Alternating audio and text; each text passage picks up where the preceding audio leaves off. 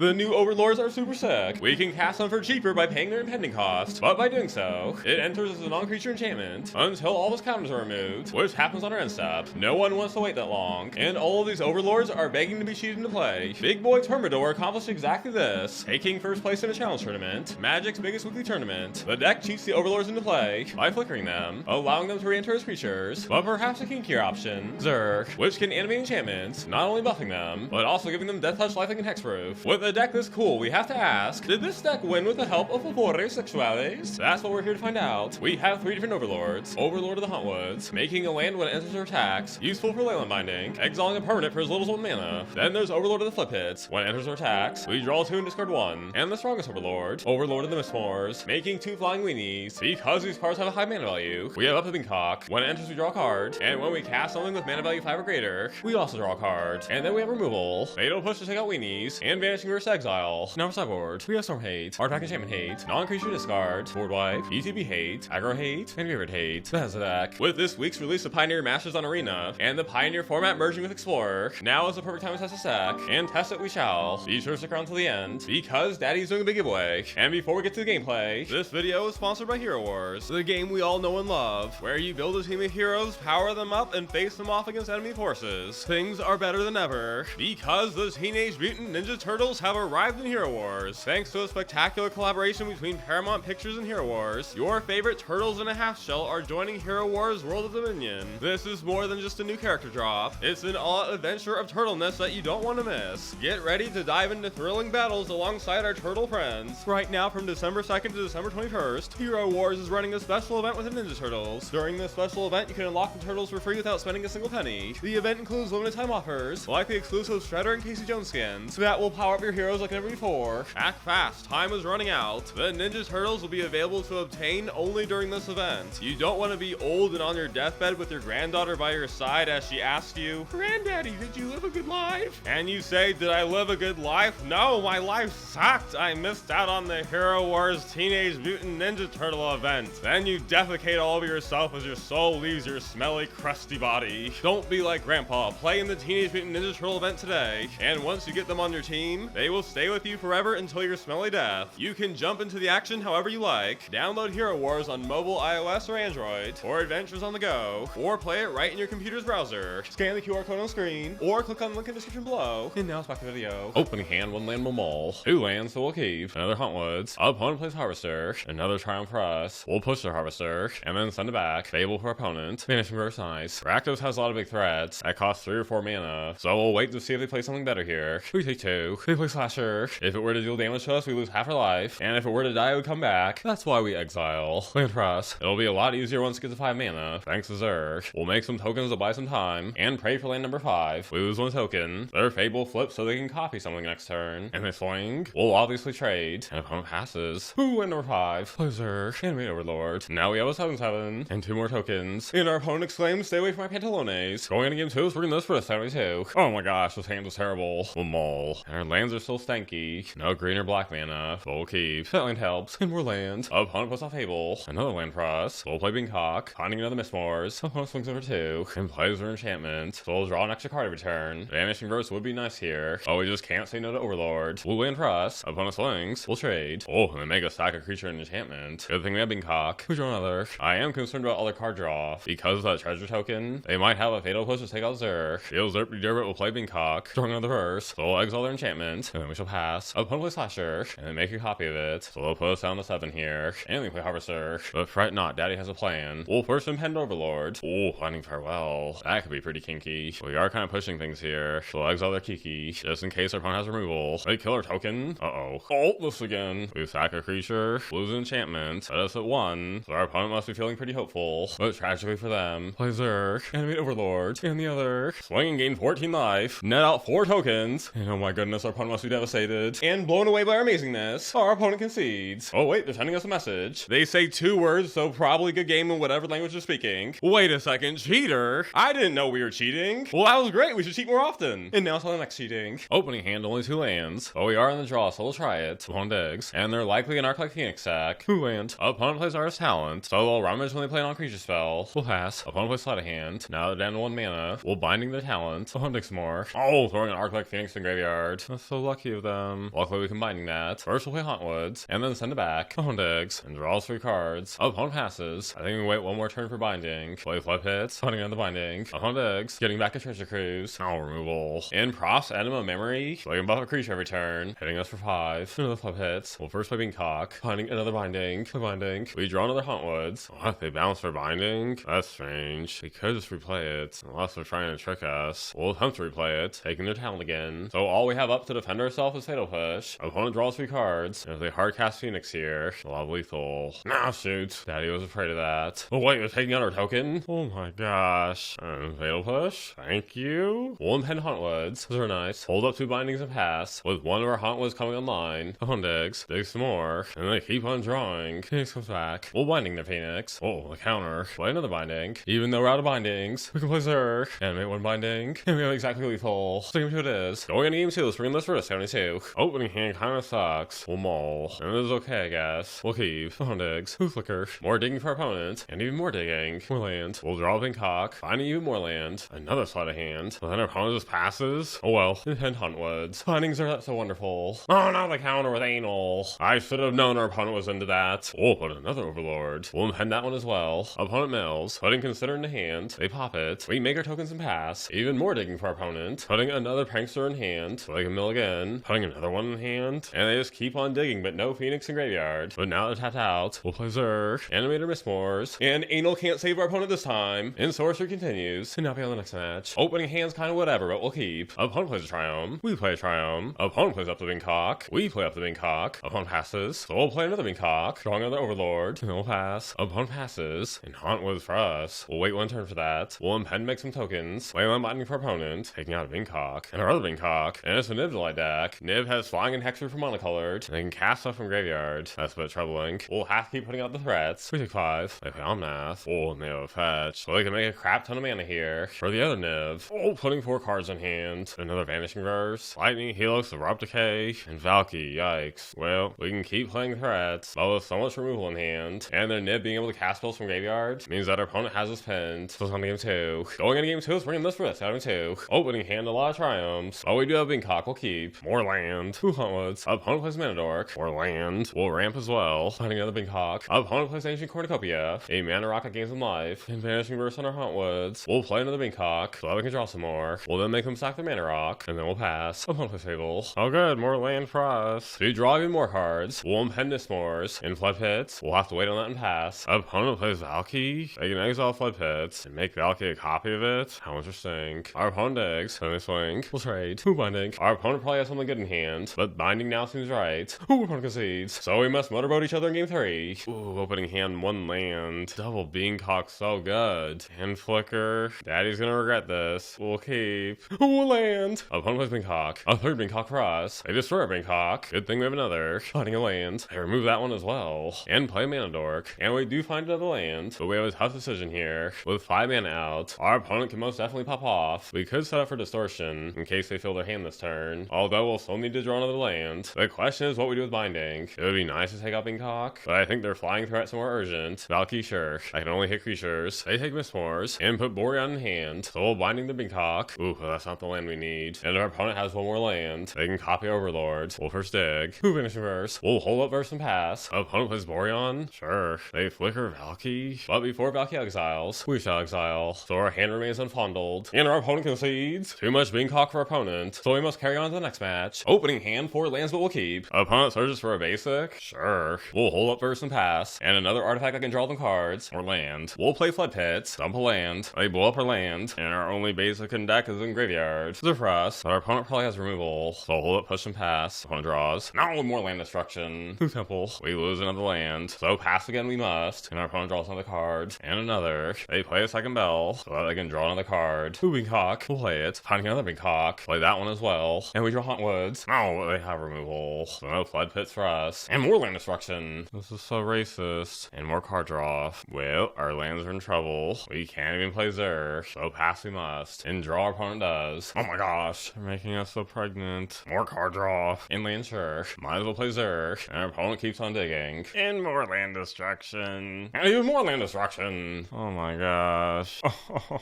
we pass. Oh my gosh. I'll let you know what happens. And our opponent opponent viciously takes game 1. Going in game 2 is runless for this enemy 2. Opening hand is almost all lands. We could use it, we'll keep. There be land destruction and card draw. Hauntwoods nice. We'll play our Beancock. And flicker, let's go 2. More land destruction. But they might not have any enchantment removal. Play Hauntwoods and we draw. Pretty good. They take out our land token. At least we dig for planes. Ooh, another Overlord. We'll play it. Finding another Hauntwoods. Opponent draws. Goes after a land, but flicker Hauntwoods. Making another land token. Oh, they get rid of it. No land for us. Hardcast Floodpits. Strong Zerg. Make them sack an artifact. And our opponent's make it collapse. And our opponent agrees. So we must settle things game 3. Opening hand's a little scary, but there's 3 lands, so we'll keep. Another land will take it. They set up land destruction and play Bankbuster. Play land and pass. Not willing to play the lands from graveyard. So we must move quickly. More land. Play plains. And pick your poison's not bad. They do have 2 artifacts. They hit our land. Replay it from graveyard. Hitting our other land. Beancock. We'll play it while we can. Drawing more land. So this is pretty brutal. More land. Play land and pass. We lose that land. But at least our opponent seems pretty occupied. Flicker for us. Floodpits comes online. Attempt to flicker to draw.